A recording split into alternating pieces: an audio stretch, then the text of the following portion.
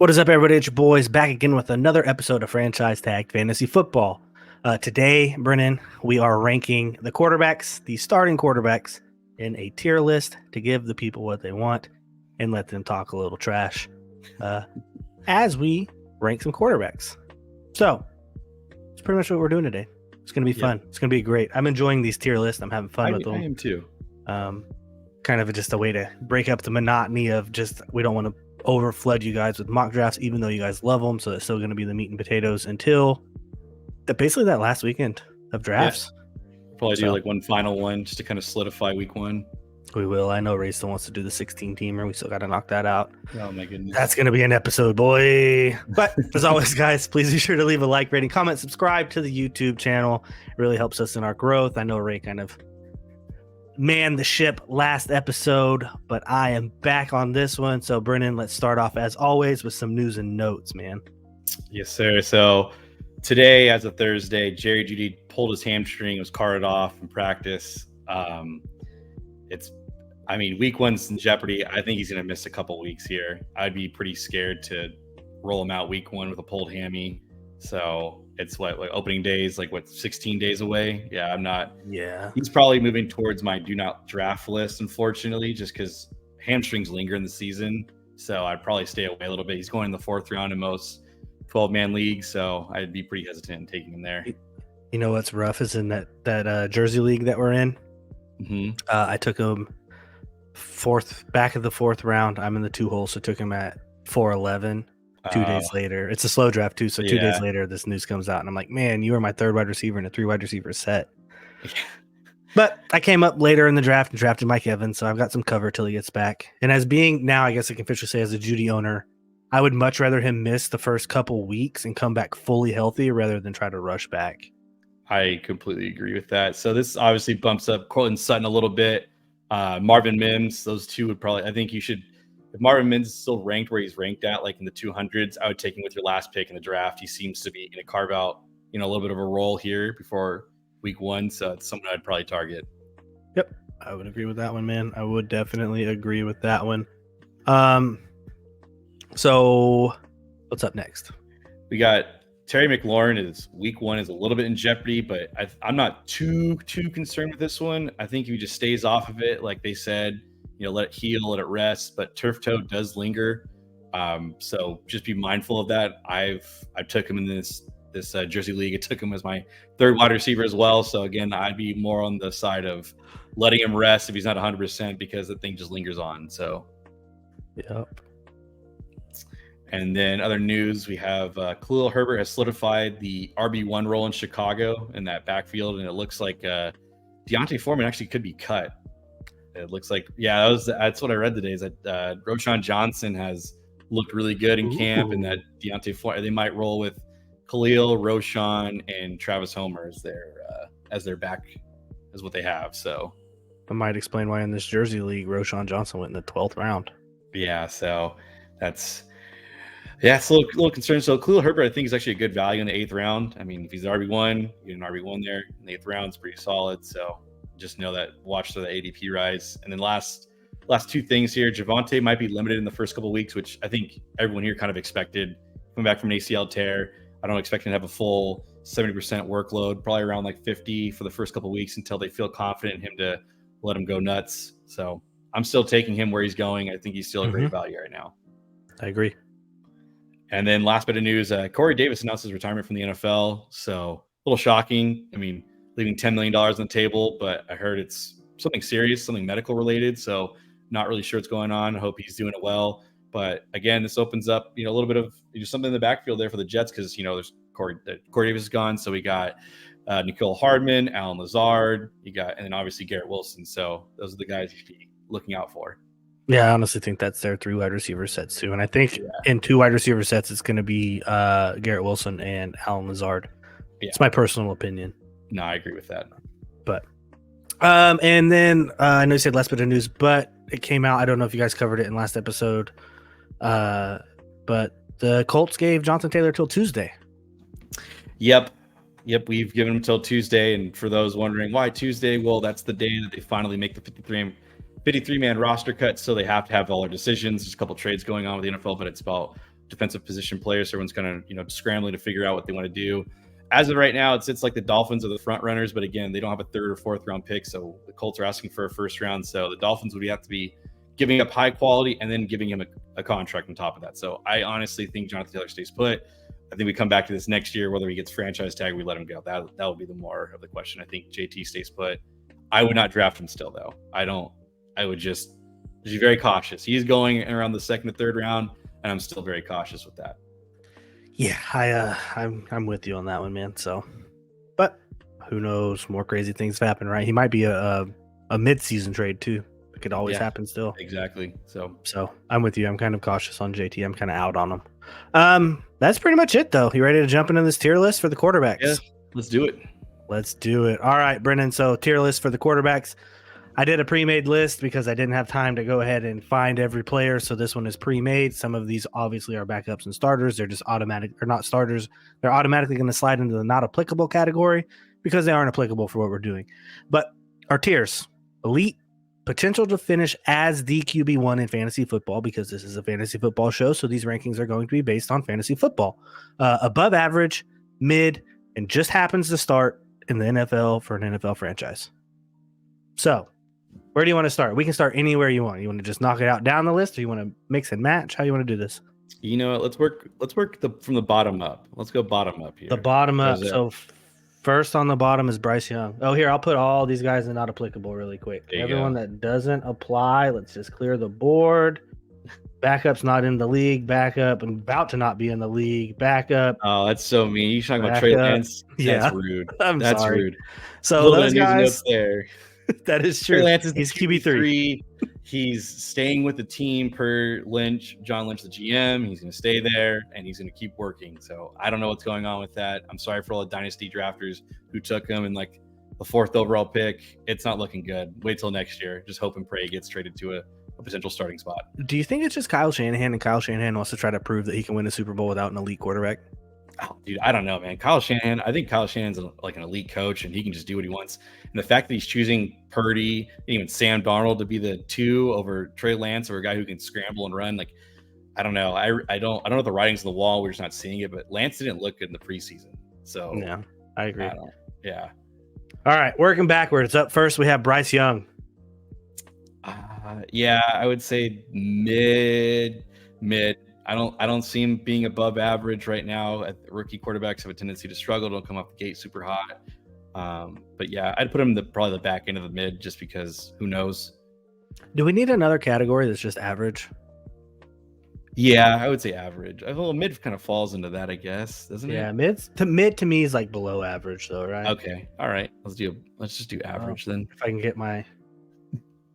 get my thing to work here, they might be the same color, but that is fine. Oh, maybe not.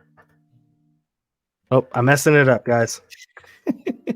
I apologize. Above average, and then this is going to be just your average old Joe. I'm sure most of you guys will think Kirk Cousins is going to go into this category. So we added another tier. Can't really see the bottom here. I'll scroll this up just a little bit. Deshaun Watson.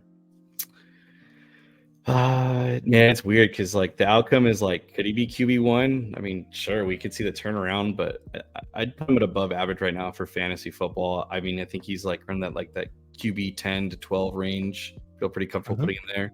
That's where I probably have him. Then next, your boy Tua Tagovailoa. Above average. I think it's weird because like you can make the argument for Deshaun, you can make the argument for Tua, so like they're kind of interchangeable right there. Yeah, Ray's going to fight you on that one. Oh, yeah. But Ray's also probably going to fight us on this one, but Trevor Lawrence is next. Ray would put him up here in the elite tier. But I think he's the back end of this category or the beginning of. Yes, and yeah. Let's keep him above average. I think he's almost there. Yep. Ryan Tannehill. Mid. You're talking super flex, very back end super flex quarterback. Nothing crazy. I agree with that. CJ Stroud, another rookie. Oh man, he's back in mid, just happens to be a starter right now. Like, you're not going to really roll the dice in that. Again, it might be something new. So, but he's probably there. I agree. Matthew Stafford is next on our list. I'd put him average for now, just because we just don't know, and like we've seen him be good. He could finish as above average, and he could also finish as just happens to be a start in the NFL, because that's the outcome for the Rams. Like honestly, it's very unknown. But I put him at average right now. Oh man, your favorite player, Russell Wilson. Oh, dude. Oh, he used to be above average potential to finish as one, but nowadays, especially with last year's showing, he looked cooked, dude. Like he just, I don't know what Sean Payton's great, but like I have a tough time. Just put him mid again. We haven't seen Bryce Young. We haven't seen CJ Stroud. I'd have to have Ryan Tannehill than fucking Russell Wilson. I'm gonna be completely honest with you. Like, I trust. Yeah, I trust the Titans offense more than the Broncos offense. I agree. Aaron Rodgers. Unfortunately, I love him. He's top tier.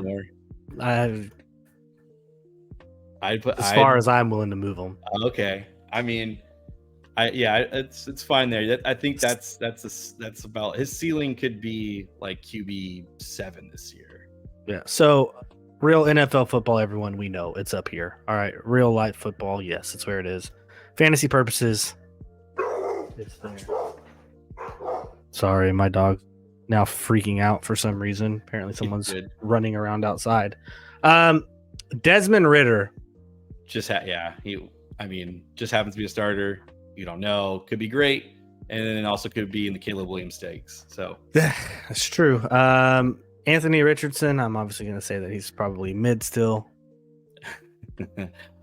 I'm going to agree with that for that purposes, but he's being drafted before Matthew Stafford in a lot of leagues because it's the potential of him.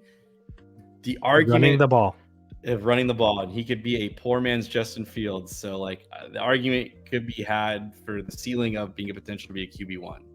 Okay, that's we'll leave average is fine. Average is completely fine. I'm higher than most because I just think he's going to do a lot of RPO. So that results in a lot of points in fantasy. So that's true. Brock Purdy. What did he wasn't bad in fantasy. I'd put him average. Like I believe in Shanahan. Stafford. Yeah, he's always a viable quarterback in the Shanahan offense. So I agree. Kenny Pickett is up next. Mid. I just put him behind Russell. Okay. I think that's about. I think this year he has a chance to jump into the average category. I think so too. I think I agree with that. He's got all the weapons. He's got to make it work somehow. I agree. I think we're going to have our first elite here for fantasy purposes. It is Patrick Mahomes. Yep. Those names are synonymous because they go together 1 and 2, but it is Patrick Mahomes. Yeah. There's no argument. You can't. I mean, if someone tries to argue that, I'm going to say, are you crazy? Yeah.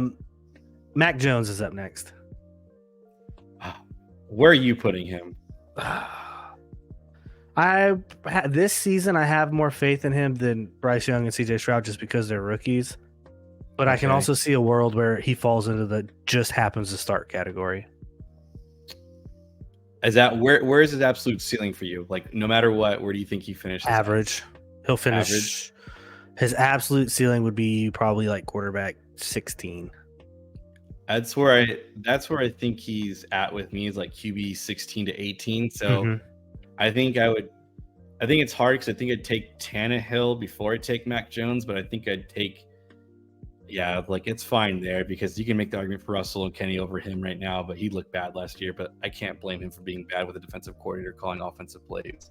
That is true. The QB1 for Green Bay, Jordan Love. Still a lot of unknowns. No one really knows what's going to happen, so I'm going to just slot him one spot above Brock Purdy. I agree. I think the rushing upside's there, and the times he's gone in and played besides his first year against the Chiefs, I believe it was, he looked bad. But when he filled in against the Eagles, he looked great. And the games I love him as my QB2 in Superflex. And but I think he's good right there in average. I agree as well.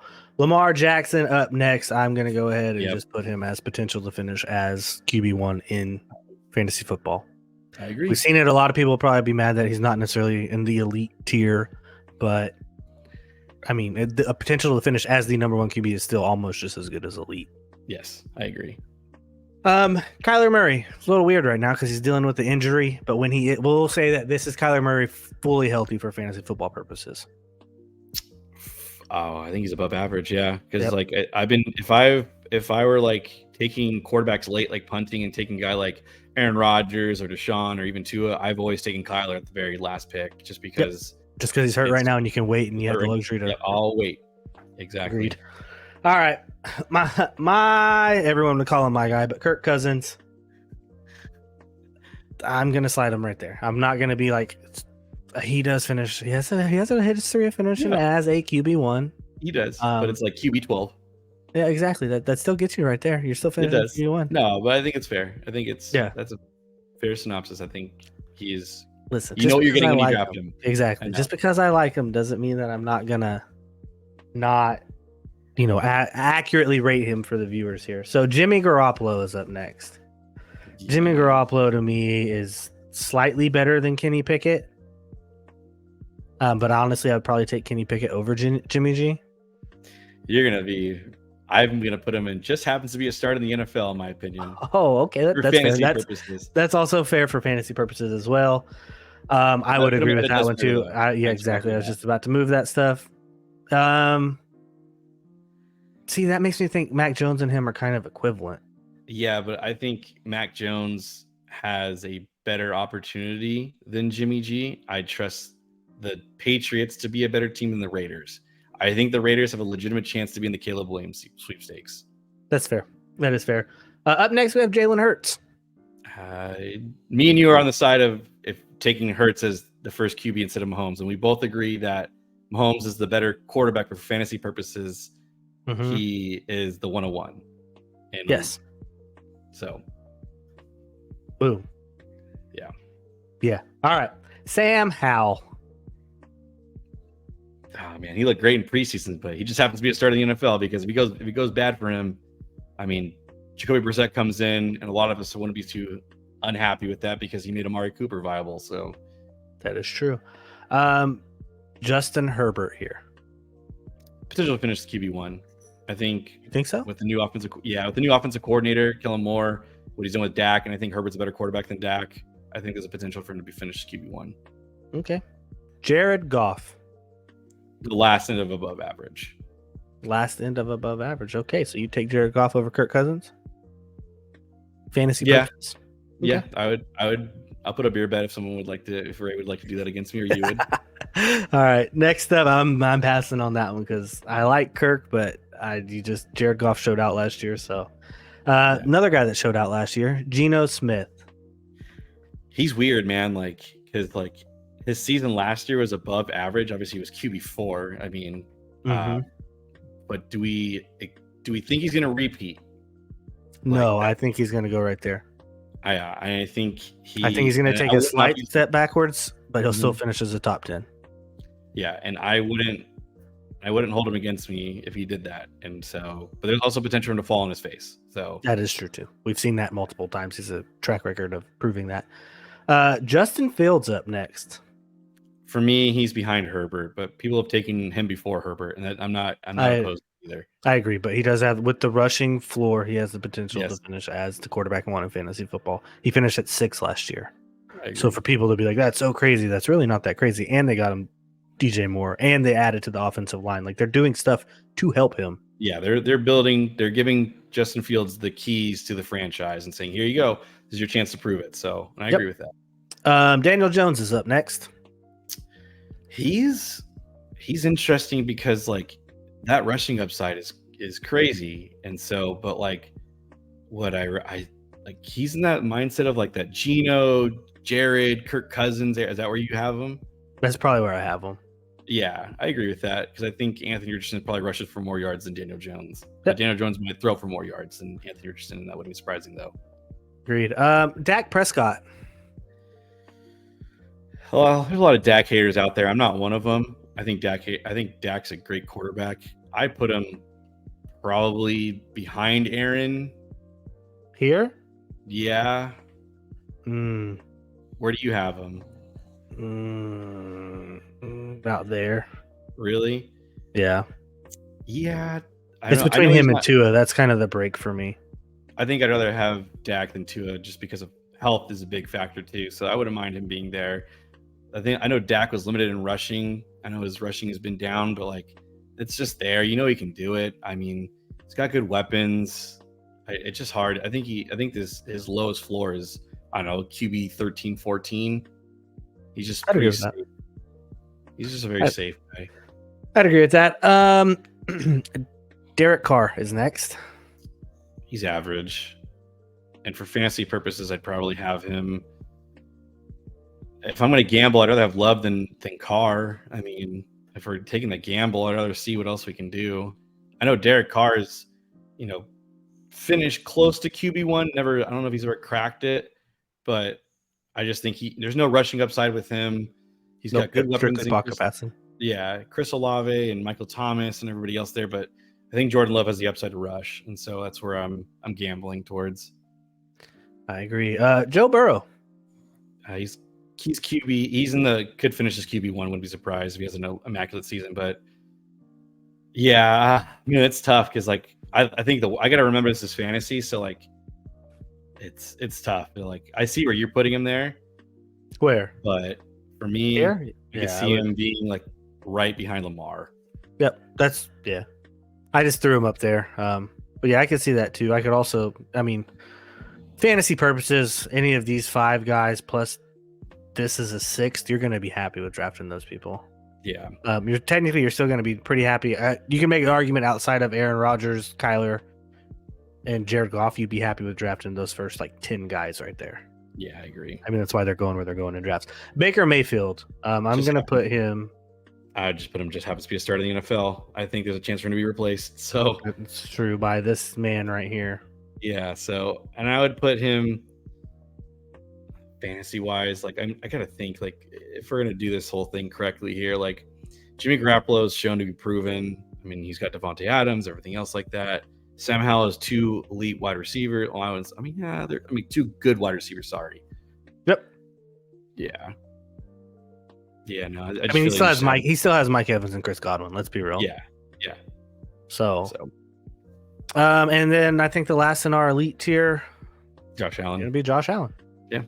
No, that one's pretty self-explanatory. Yep. So, we got them ranked properly up and down. Do we have them ranked properly left to right in your eyes? Jalen Hurts before Patrick Mahomes. That's probably my only thing for me, just because I think Jalen Hurts has a chance to be legitimately the QB1. And Mahomes has done it, obviously, but so has Allen too. But I think I'm swinging for the fences. I'm swinging for Hurts to run more. Okay, I would agree with you there. Yeah, this is our list, guys. If I were to make one change to this list, my personal change, it would be that. I'd put Trevor at the back end of that tier right there. Yeah. Now that I think about it with Dak, you're probably right. He's probably more up here. Yeah. I know you and Ray are super high on Trevor and everything else like that, but I think this is a season to kind of prove it to us, like he can do it. Yeah, and especially it's kind of like with Justin Fields, right? They're giving him kind of the keys to the franchise and saying, we brought in this guy, we re-signed this guy, here's this guy for you. Like their defense is decent. So, but this is the quarterback tier list, ranking from elite to basically just happens to be a starter. So tell us what you guys think down in the comments below there. Let us know where you think we messed up. If you're going to talk about someone in the not applicable category, just comment and say, hello, I like to say dumb things. But guys, that's it. That's it for me. That's it for Brennan. That's it for the show today. Thanks for sticking around. As always, please be sure to leave a like, rating, comment, and subscribe. Let us know where you think we're wrong. I'm sure that Jalen Hurts over Patrick Mahomes is going to get a lot of controversy, and probably even over Josh Allen. So let us know what you guys think down below. As always, guys, we will see you later.